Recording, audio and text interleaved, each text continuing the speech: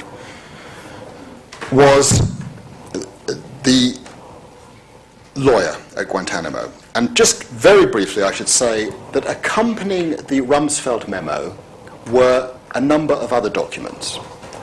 Firstly, a document dated 11th of October 2002 from the combatant commander at Guantanamo, Major General Mike Dunleavy. Mike Dunleavy is a reserve military officer, an intelligence officer, but in his normal day-to-day life, he is a judge in Erie, Pennsylvania.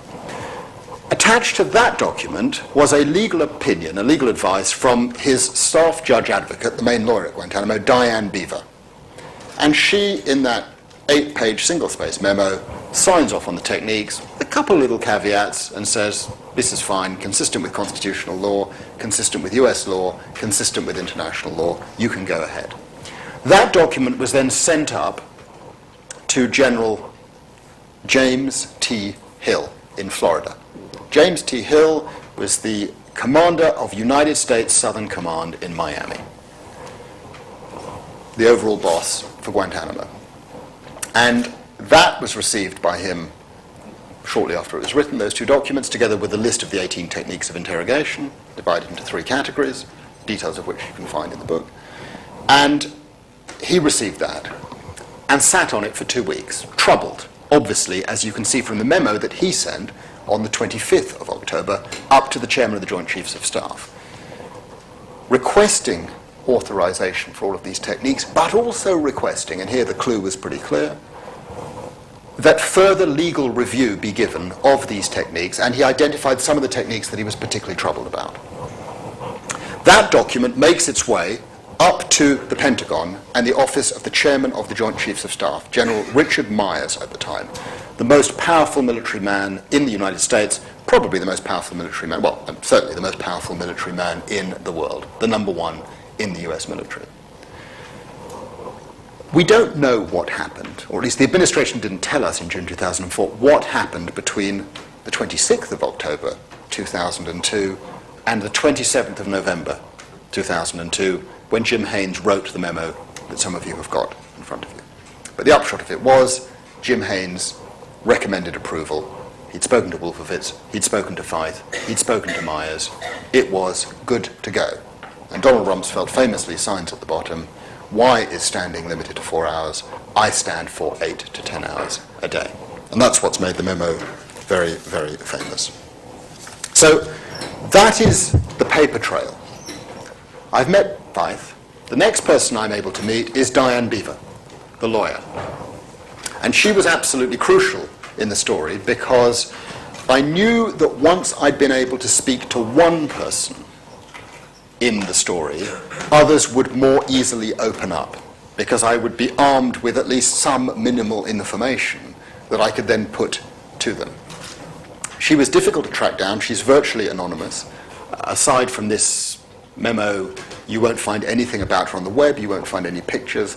But through a friend in the US Department of State, I was introduced to her. And it took several months, an email, a phone call, and then after several months, a first meeting in a rather anonymous shopping mall in downtown Washington, D.C.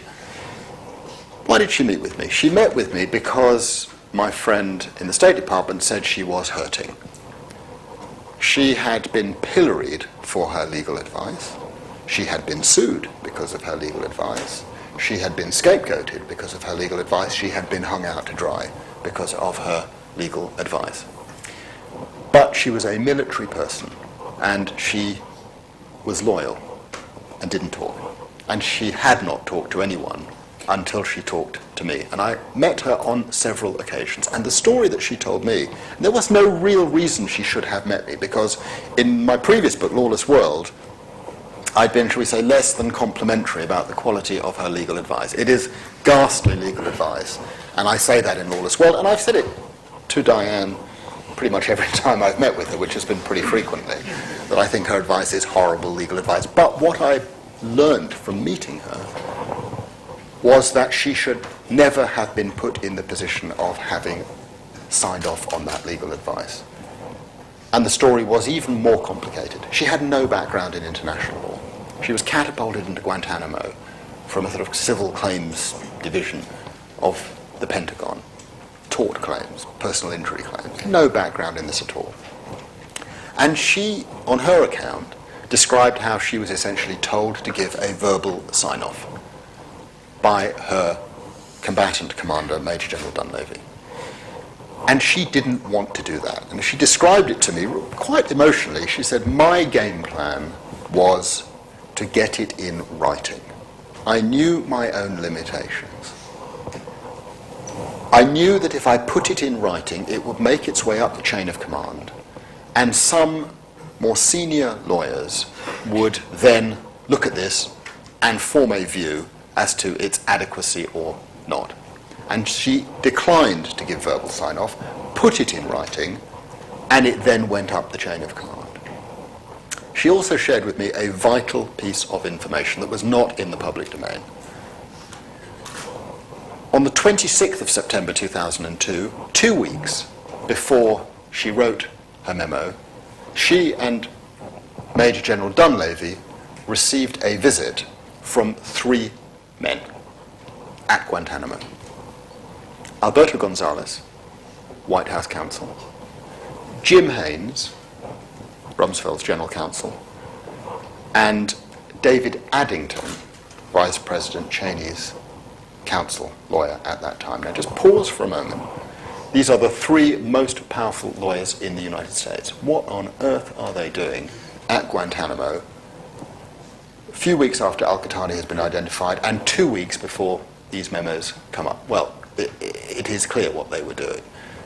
They are going down there, they are watching an interrogation or two, they are making inquiries about al-Qahtani, and most significantly of all, before they leave, through the mouth of David Addington, who is the leader of the little group, they say, do what needs to be done. Now, again, it's very easy for people like me at a distance to criticize someone like Diane Beaver, but as she put it to me, she opens the rule book is blank, the president has decided there are no rules of international law that apply, her combatant commander tells her to get on with it, and then these 3 guys come down and they basically say, the President of the United States, the Vice President of the United States, the Secretary of Defense are saying to you, do what needs to be done. That was the kind of pressure that she was under. But of course that had not emerged into the public domain. I then found Mike Dunleavy. I went to visit him on 2 occasions in Erie, Pennsylvania, a very small town, and he sits in a very junior court, the Court of Common Pleas. He is a military man, but a reservist, a lawyer, again, and I thought a reasonably decent man, who denied that he had given Diane Beaver an order to sign off verbally on these techniques of interrogations, and who fully supported the use of these techniques on al-Qahtani. To give you an indication of the kind of man he is, he described himself to me in the struggle against the war on terror as the man who stands at the tip of the spear which is protecting the United States from the next attack. That is how he conceived of himself. He basically confirmed everything that I got from Diane Beaver. There had been a meeting. He had been handpicked by Donald Rumsfeld. He had received famous Rumsfeld snowflakes suggesting techniques of interrogation, some jocular, some less so. And from him I then went up the chain to General Hill. And I met with General Hill. It was with a lot of these individuals sometimes very difficult to meet with them. And what happened to me on various occasions was I'd get there, or I'd be about to get there, and I'd get an email or an urgent phone call saying, we've got to bail out, we can't meet with you, something urgent has come up. And from General Hill that came appallingly. I took a 24-hour round-trip flight to Miami to meet with him. I get off the plane, I switch on my US cell phone, which doesn't work in the United Kingdom, and I've got sort of 3 messages from Tom Hill saying, sorry, I've got to cancel.